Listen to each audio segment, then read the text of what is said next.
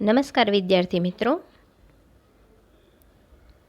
આપણે જીવન અંજલિ થાજો એ કાવ્યની સમજૂતી મેળવી ચૂક્યા છીએ અને તેમના જે કવિ છે કરસનદાસ માણેક તેમનો પરિચય પણ આપણે મેળવ્યો છે. પરંતુ તેનો સ્વાધ્યાય અને શબ્દ સમજૂતી તે આપણે આજે આ લેક્ચરમાં જોઈશું.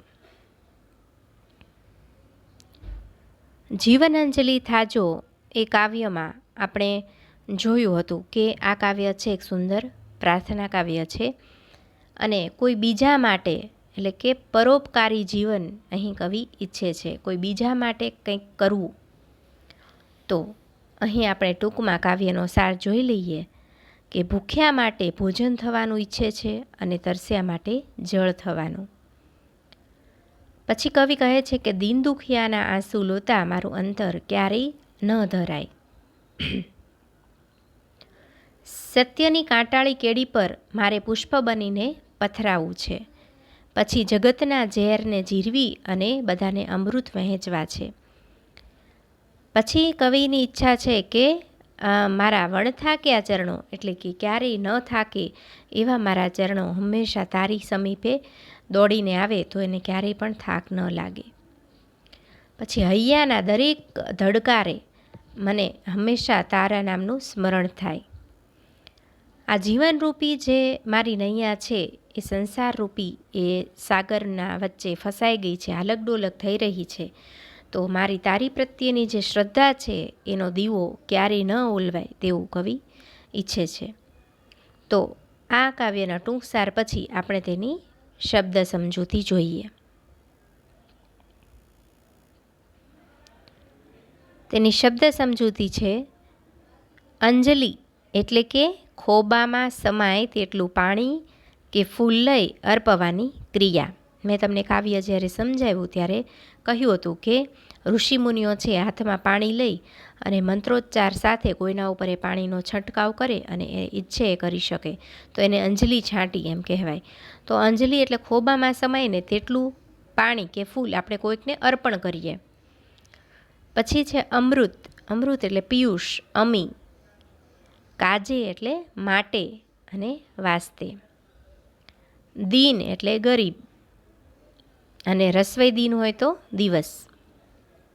દીન એટલે ગરીબ, રંક, નિર્ધન, અંતર એટલે કે હૃદય, ઉર, હૈયું, સત એટલે સાચાપણું, સત્ય, જીરવવું એટલે કે સહન કરવું, ખમવું. પછીનું છે સમીપ, સમીપ એટલે નજીક, પાસે. પછીનું છે શ્રદ્ધા, શ્રદ્ધા એટલે આસ્થા, વિશ્વાસ. પ્રત્યેક, પ્રત્યેક એટલે દરેક અને હરેક. નૈયા એટલે નાવ, હોડી. ઉર એટલે હૃદય. ધાજો એટલે દોડજો. સ્પંદન એટલે કે આછી ધ્રુજારી કે થડકો. ત્યાર પછી અહીં તળપદા શબ્દો આપ્યા છે. લોતા એટલે કે લૂછતા. નીત એટલે નિત્ય, હંમેશા, કાયમ, દરરોજ. મુજ એટલે મારું. હુંના અર્થમાં વિભક્તિના પ્રત્યય સાથે પણ વપરાય છે મુજને. મુજથી, મુજમાં. કેરો એટલે નો, છઠ્ઠી વિભક્તિનો પ્રત્યય છે. નવ એટલે નહીં, ન, ના, નાના સંદર્ભમાં છે નવ. પછી છે શબ્દ સમૂહ માટે એક શબ્દ. પાણીમાં ઉત્પન્ન થતા વલયો એટલે કે વમળ અને હૃદયના ધબકારા થવાથી એને કહેવાય સ્પંદન. હવે આપણે સ્વાધ્યાયના પ્રશ્નો જોઈએ. સ્વાધ્યાયના પ્રશ્નો MCQ જે છે 2, પણ આ એક એક વાક્યમાં પણ ઘણા પ્રશ્નો પૂછાઈ શકે છે. તો અહીં આપણે MCQ પહેલાં જોઈએ, પછી બાકીના પ્રશ્નો જોઈએ. કે કવિ પોતાના જીવનને કેવું બનાવવા માંગે છે? અ. સુઘડ, બી. આકર્ષક, સી. સ્વચ્છ કે ડી. પરોપકારી? તો ડી પરોપકારી બનાવવા માંગે છે. કવિ કયો દીપક કદી ન ઓલવાય એમ ઈચ્છે છે? અંધશ્રદ્ધાનો, અશ્રદ્ધાનો, શ્રદ્ધાનો કે નિરાશાનો? તો આપણે છેલ્લી પંક્તિમાં જોયું હતું કે શ્રદ્ધા કેરો દીપક મારો નવ કદીએ ઓલવાજો. શ્રદ્ધાનો દીપક સી જવાબ આવશે. બરાબર ને?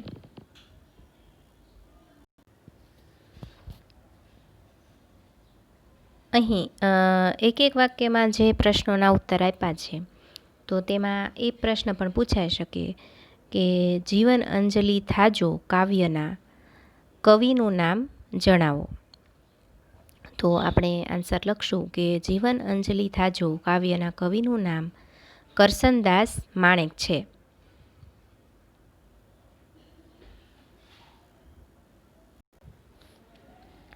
પછીનો પ્રશ્ન છે કે કવિ કયો દીપક ન ઓલવાય એમ ઈચ્છે છે? તો આન્સર છે કે કવિ શ્રદ્ધાનો દીપક ન ઓલવાય એમ ઈચ્છે છે. પછીનો પ્રશ્ન છે કવિ તરસ્યા માટે શું બનવાનું ઈચ્છે છે? તો જવાબ છે કવિ તરસ્યા માટે પાણી બનવાનું ઈચ્છે છે. પછીનો પ્રશ્ન છે કવિ ભૂખ્યા માટે શું બનવાનું ઈચ્છે છે? તો આન્સર છે કવિ ભૂખ્યા માટે ભોજન બનવાનું ઈચ્છે છે.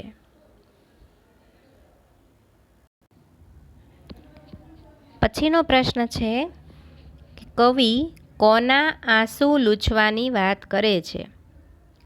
તો જવાબ છે કે કવિ દીન દુખિયાના આંસુ લૂછવાની વાત કરે છે. પછીનો પ્રશ્ન છે જગતના ઝેર જીરવવા એટલે?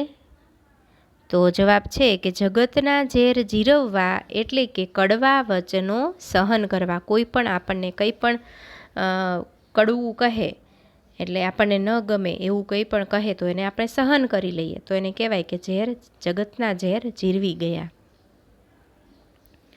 પછીનો પ્રશ્ન છે સત્યનો માર્ગ કેવો હોય છે? તો આન્સર છે સત્યનો માર્ગ કાંટાથી ભરેલો હોય છે. કાંટાથી ભરેલો એટલે મુશ્કેલીથી ભરેલો. તો સત્યનો માર્ગ છે કાંટાળી કેડી જેવો હોય છે. એમાં હંમેશા મુશ્કેલીઓ આવે છે સત્યના માર્ગે ચાલવાથી. તો આપણે આ રીતે જો પરીક્ષામાં પ્રશ્નો પૂછાય તો આપણે આ રીતે એક એક વાક્યમાં આન્સર લખી શકીએ. પછી એવો પણ પ્રશ્ન પૂછાઈ શકે કે કરસનદાસ માણેકનું ઉપનામ જણાવો. તો આપણે જ્યારે શરૂઆતમાં કાવ્યના જે કવિ છે એનો પરિચય વાંચ્યો તો ત્યારે તેનું ઉપનામ ને આ બધું હતું. બોર્ડની એક્ઝામમાં આ બધા જ પ્રશ્નો આ રીતે પૂછાઈ શકે છે કે કરસનદાસ માણેકનું ઉપનામ જણાવો. તો કરસનદાસ માણેકનું ઉપનામ વૈશંપાયન છે. ત્યાર પછીનો પ્રશ્ન છે જીવન અંજલિ થાજો કાવ્યનો સાહિત્ય પ્રકાર જણાવો. તો જીવન અંજલિ થાજો કાવ્યનો સાહિત્ય પ્રકાર પ્રાર્થના ગીત છે. જે મેં તમને શરૂઆતમાં સમજાવ્યું હતું કે સાહિત્ય પ્રકાર એટલે શું. પછીનો પ્રશ્ન છે કરસનદાસ માણેક કયા કયા કાવ્ય સંગ્રહો કરસનદાસ માણેકના કયા કયા કાવ્ય સંગ્રહો છે? બરાબર.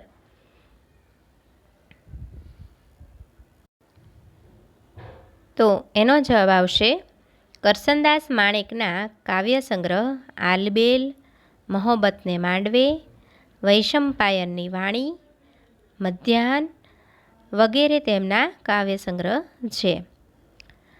ત્યાર પછીનો પ્રશ્ન છે કે 2-3 વાક્યમાં ઉત્તર લખો. 2-3 વાક્યમાં ઉત્તર લખવાના આવે ત્યારે તમે જો અહીં જે ફોર્મેટ આપેલું છે એ પ્રમાણે લખો તો પરીક્ષામાં વધારે માર્ક્સ મેળવી શકો છો. જેમ કે જવાબ શરૂ કરતાં પહેલાં આપણે કવિનું નામ, પછી એનો સાહિત્ય પ્રકાર અને પાઠનું નામ લખીએ તો ઇફેક્ટ પડે છે તેની. તો પહેલો પ્રશ્ન જે છે કવિ ક્યાં ચાલવાનું કહે છે અને શા માટે? તો અહીં જેમ આપ્યું છે આ રીતે તમે જવાબ લખવાનો પ્રયત્ન કરજો કે કાવ્યનું નામ જીવન અંજલિ થાજો, સાહિત્ય પ્રકાર પ્રાર્થના ગીત, અને કવિ કે લેખકનું નામ એટલે આ ચેપ્ટર વાઇઝ કાવ્ય હોય તો કવિનું નામ અને પાઠ હોય તો લેખકનું નામ. કરસનદાસ માણેક. પછી જવાબ લખવાનો કે જીવન અંજલિ થાજો કાવ્યમાં કવિ કાંટાળી કેડી પર ચાલવાનું કહે છે, કારણ કે કવિને તે પથ પર પુષ્પ બની પથરાવું છે. એટલે જે સત્યના માર્ગે જે લોકો ચાલી રહ્યા છે તો તેના માર્ગમાં અનેક મુશ્કેલીઓ આવે છે, તો તેના માર્ગ પર હંમેશા પુષ્પ બની અને પથરાવું છે, એટલા માટે તે કાંટાળી કેડી પર ચાલવાનું કહે છે. ત્યાર પછીનો જે બીજો પ્રશ્ન છે 2-3 વાક્યમાં કે કવિ પોતાના ચરણોને વણથાક્યા કેમ કહે છે. તો સેમ ઉપર જેમ લખ્યું આપણે એમ પ્રશ્નના જવાબની શરૂઆત કરવાની. કાવ્યનું નામ જીવન અંજલિ થાજો, સાહિત્ય પ્રકાર પ્રાર્થના ગીત, અને કવિનું નામ કરસનદાસ માણેક. અને પછી પેરેગ્રાફ પાડી અને આન્સર લખવાનો કે કવિ પોતાના ચરણોને વણથાક્યા કહે છે, કારણ કે સૌની નિસ્વાર્થ ભાવે સેવા કરે છે. કવિને ઈશ્વરની એટલે કે પ્રભુની નજીક જવું છે. કવિને સેવા અને ભક્તિ કરવી છે. આવા સારા કાર્યો કરતાં કવિ ઈચ્છે છે કે મારા ચરણો વણથાક્યા રહે. એ વણથાક્યા છે, થાકતા નથી. તો અહીં આ રીતે તમે 2-3 વાક્યમાં પ્રશ્નોના ઉત્તર લખી શકો. પછી છે સવિસ્તર પ્રશ્નનો ઉત્તર લખો. તો પ્રશ્ન છે કે જીવન અંજલિ થાજો કાવ્યના શીર્ષકની યથાર્થતા સિદ્ધ કરો. એટલે એ કાવ્ય યોગ્ય છે એ આપણે સિદ્ધ કરવાનું છે. તો આમાં પણ જેમ આપણે પહેલાંની જે પેટર્ન નક્કી કરેલી છે કે કાવ્યનું નામ લખવાનું પહેલાં, પછી સાહિત્ય પ્રકાર લખવાનો અને કવિનું નામ લખવાનું, તો એ રીતે પ્રશ્નનો જવાબ શરૂ કરવાનો રહેશે.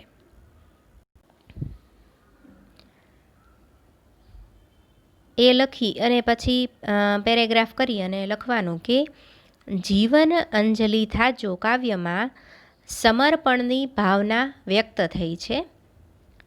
જીવનમાં જનસેવા અને પ્રભુ સ્મરણ મહત્ત્વના છે. કાવ્યમાં કવિ પોતાનું જીવન અન્યને ઉપયોગી થાય એવી ઈશ્વર પાસે માંગણી કરે છે. એટલે આપણે ટૂંકમાં આ કાવ્ય આખું જે સમજ્યા છીએ, આપણે એની સમજૂતી મેળવી છે, એનો સાર તમે તમારા શબ્દોમાં આ રીતે લખી શકો છો. પછી પેરેગ્રાફ પાડી અને લખ્યું છે કે પ્રસ્તુત કાવ્યમાં કવિ કહે છે કે મારું જીવન ભૂખ્યાનું ભોજન બનજો અને તરસ્યા માટે હું પાણી બનું તેવી હે પ્રભુ તમને પ્રાર્થના છે. હે પ્રભુ, દિન દુખિયાના આંસુ લૂછતા મારું અંતર કદી ન ધરાય, કદી હું થાકું નહીં, અને મારું જીવન સત્યની કાંટાળી કેડી એટલે કે મુશ્કેલી ભર્યો જે માર્ગ છે તેના પર પુષ્પ બની પથરાજો, અને જગતના ઝેર જીરવી જઈ અને બધી સેવા કરવાનું ઈચ્છે છે. તો આ રીતે તમે તમારા શબ્દોમાં જે આ કાવ્ય મેં સમજાવ્યું છે તેનો સાર તમે લખી શકો છો. ત્યારબાદ આગળ કવિ કહે છે કે બધાની જે કડવી વાણી છે એ સહન કરીને પણ મારા હૃદયમાં જે બીજા માટે અમૃત ઉભરાય તેવું હું ઈચ્છું છું, અને હું દુઃખો સહન કરીને પણ બીજાને સુખ આપી શકું તેવું મારું જીવન બનજો. તો અહીં જે લખેલું છે તેમાં તમારા શબ્દો તમે ઉમેરી અને સરસ મજાનો પ્રશ્નનો જવાબ લખી શકો છો. આગળ અહીં કહે છે કે કવિ પોતાના પગને વણથાક્યા કહે છે અને હૈયાના પ્રત્યેક સ્પંદને હે પ્રભુ તમારા નામનું રટણ થાય અને તમારા નામનું રટણ દિવસ રાત કરવા હું ઈચ્છું છું. એટલે ભગવાનને ક્યારેય ભૂલવા માગતા નથી.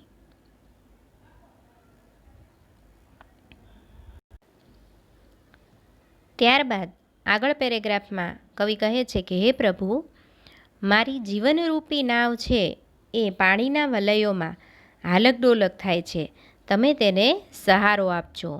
મારી નાવ હાલકડોલક થાય છે ત્યારે આવા સમયે ઈશ્વર પરની શ્રદ્ધા જ નાવને ડૂબતી બચાવી શકે છે. જેથી હે પ્રભુ, આ સંસારરૂપી સાગરમાં જીવનરૂપી નાવને અનેક મુશ્કેલીઓ આવશે. આવા સમયે મારા શ્રદ્ધાનો દીપક, મારી જે તમારી ઉપરની શ્રદ્ધા છે એ ક્યારેય ન ઓલવાય એવી પ્રાર્થના છે. આમ આ કાવ્યમાં જીવનને અન્ય માટે સમર્પિત કરવાની ભાવના દર્શાવતું હોવાથી જીવન અંજલિ થાજો એ શીર્ષક યથાર્થ છે. તો આ રીતે તમે પ્રશ્નનો જવાબ સવિસ્તાર ઉત્તરમાં લખી શકો છો. ત્યાર પછીનો જે આપણા અભ્યાસક્રમમાં બીજો પ્રશ્ન છે કે કાવ્ય પંક્તિ સમજાવો.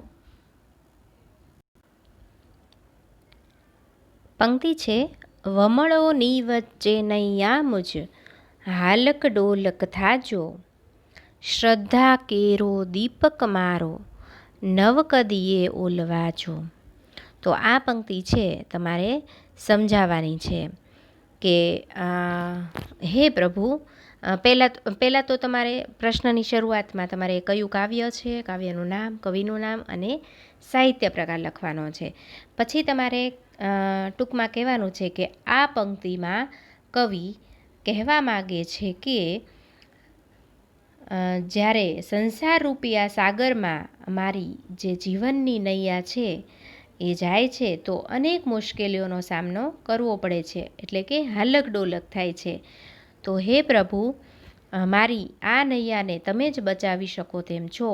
તો મને તમારા પર પૂરો વિશ્વાસ છે, પૂરી શ્રદ્ધા છે કે મારી આ સંસારરૂપી સાગરમાં જે મારી નૈયા જાય છે તેને તમે સહારો આપશો. તો તમારા પરનો જે મારો આ શ્રદ્ધાનો દીપક છે, જે તમારી ઉપર જે મારી શ્રદ્ધા છે, તો શ્રદ્ધારૂપી એ દીવડો છે એ ક્યારેય ન ઓલવાય તેવી હે પ્રભુ હું તમને પ્રાર્થના કરું છું. તો આમ તમે આ પંક્તિને આ રીતે વિસ્તારથી સમજાવી શકો છો. ત્યારબાદ આપણે આ કાવ્યમાં જોઈએ કે આ સાહિત્યમાં જે એની ભાષા અભિવ્યક્તિ જે છે, તો સાહિત્યમાં છે એ ગદ્ય અને પદ્યની શૈલી અલગ અલગ હોય છે. એટલે પાઠ હોય એને ગદ્ય કહેવાય અને કાવ્ય હોય ને પદ્ય કહેવાય. તો દરેક સાહિત્યમાં જે કાંઈ લખેલું હોય તેમાં બંનેની શૈલી અલગ અલગ હોય છે અને દરેક અલગ અલગ સાહિત્યકાર હોય એ પ્રમાણે પણ એની લખવાની સ્ટાઇલ અલગ અલગ હોય છે. તો અહીં તમે એક વાત નોંધી હશે કે જે આ ગદ્ય વર્ણન છે એમાં કેટલાક શબ્દો વપરાય છે તે પદ્યમાં ઓછા વપરાય છે.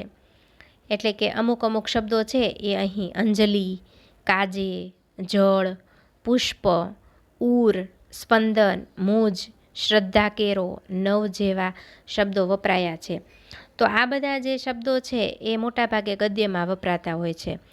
તો એના સ્થાન માટે કે પાણી, ફૂલ, હૃદય, કંપ, મારી એ બધા શબ્દો મૂકીને કાવ્ય તમે ફરીવાર વાંચી જુઓ અને જુઓ કે એમાં શું ફેર પડે છે. ત્યારબાદ અહીં કવિએ જે પોતાનો દ્રઢ સંકલ્પ છે એ ક્રિયાપદના આજ્ઞાર્થ રૂપોથી રજૂ કર્યો છે. એટલે ક્રિયાપદના જે આજ્ઞા, આપણે કોઈકને આજ્ઞા કરતા હોય કે તમે આમ કરજો તો એ આજ્ઞા કરી કહેવાય. તો એ ભાવવાળા ક્રિયાપદ આ કાવ્યમાં રજૂ થયેલા છે. જેમાં આપણે જોઈ શકીએ છીએ કે થાજો, ધરાજો, બરાબર, પથરાજો, પાજો, રટાજો. તો આવા બધા ક્રિયાપદના આજ્ઞાર્થ રૂપી ક્રિયાપદ છે એનો ઉપયોગ અહીં જોવા મળે છે કે અહીં કવિ પોતાને જ આજ્ઞા કરે છે. પછી આપણે આ કાવ્યમાંથી શીખી શકીએ કે મનુષ્ય જીવન છે એ અણમોલ છે. પોતાના માટે તો સૌ જીવે છે, પણ બીજાના માટે આપણામાં કંઈક કરવાની ભાવના હોવી જોઈએ, તો જ આપણું જીવન છે એ સાર્થક થયેલું ગણાય. પછી કે પરોપકાર, પરમાર્થ અને અન્યને મદદરૂપ થવું એવા ગુણો આપણા જીવનમાં અપનાવવા જોઈએ. અને ઈશ્વરે જે આપણને શક્તિ આપી છે, જે આપણામાં ક્ષમતા છે, આપણામાં જે આવડત છે, એનો જો ઉપયોગ અન્ય માટે કરી શકીએ ને તો જ આપણે જીવન માત્ર જીવન રહેવાને બદલે અંજલિ સમાન બની જાય છે. તો આપણે આ બધી વાતનું ધ્યાન રાખવું જોઈએ. ઘણા સંતો અને મહાત્માઓ કહી ગયા છે કે માણસ કેટલું જીવ્યો તે મહત્ત્વનું નથી, પરંતુ કેવું જીવ્યો ને તે મહત્ત્વનું છે. તો એ હિસાબે આપણે આપણું જીવન છે એ બીજાને કેવી રીતે વધારે સારી રીતે ઉપયોગી થઈ શકે, તો તે રીતે આપણે જીવવાનો પ્રયત્ન કરવો જોઈએ. તો મિત્રો, અહીં આપણે આ ચેપ્ટર અને જે ચેપ્ટરનું સ્વાધ્યાય છે એ પૂરો કરીએ છીએ. અને આ તમારે તમારી નોટબુકમાં લખવાનું રહેશે. Thank you.